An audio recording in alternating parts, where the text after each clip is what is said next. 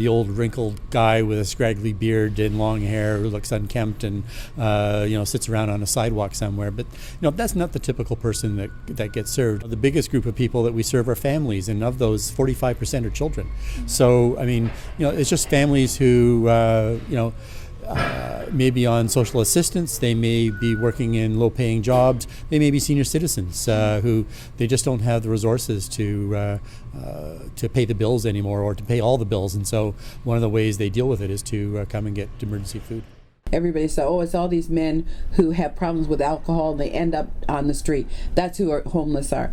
But that's not just who the homeless are. The homeless are families, they're children, they're women, they're people of all socioeconomic categories, they have races, of cultures. Next year is our 20th year, so we're really happy about that. It is the direct result of community members, community agencies, interested people coming together and lobbying and advocating for a center to meet the needs specifically of people in the inner city. There was a vision that people who are homeless or at high risk of being homeless, new immigrants and refugees, people living with mental health issues, street youth, the isolated seniors, all seem to be living in and around the downtown area and did not have access to the kinds of health care and supports that they needed. People who are counted as homeless are usually the ones that you see on the street or are staying at the shelter. But the number of people who are actually homeless because they don't have a place, so they're sleeping on a friend's couch, or they're crashing in a church, or they're in places that are not up to standard, up to code. Whenever they talk about the number of homeless people, it always is based on how many people show up at a shelter on any given night, and so that number is different.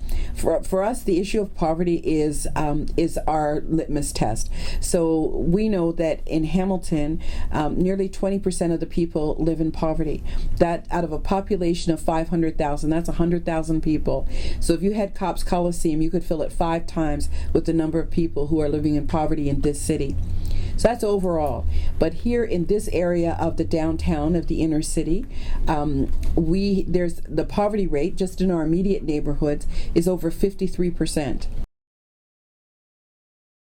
There's lots of discussion about poverty. Everybody's interested now. A couple of government agencies are really putting it on the table.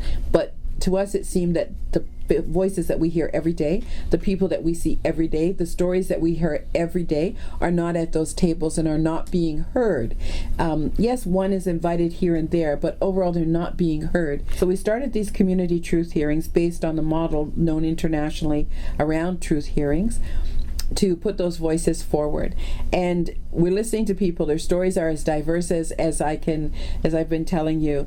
But for sure, the things are very simple that people are asking about. And one is that there needs to be a living wage. That even in social assistance, it just simply can't be, whatever it is, the formula. Nobody's been able to figure that out yet. That is working, because it's not working now, and it's going to leave that legacy of people continually unable to break through the cycle. Housing is a major issue. So having safe, affordable housing is a major issue. We don't have in Canada a national housing strategy. So that means there's no policy in place that says, given the population, you need to have this mix of housing. So therefore, you're at the vulnerability of whatever the housing mix is. The most important thing is, I think, in answer to, is that we need to learn to listen. And not just listen till we can hear what the great story is and, some bleeding heart or to get great solutions, but to really hear what it is that people are saying, because people let us know. We let ourselves know, and we let others know what is it that we need.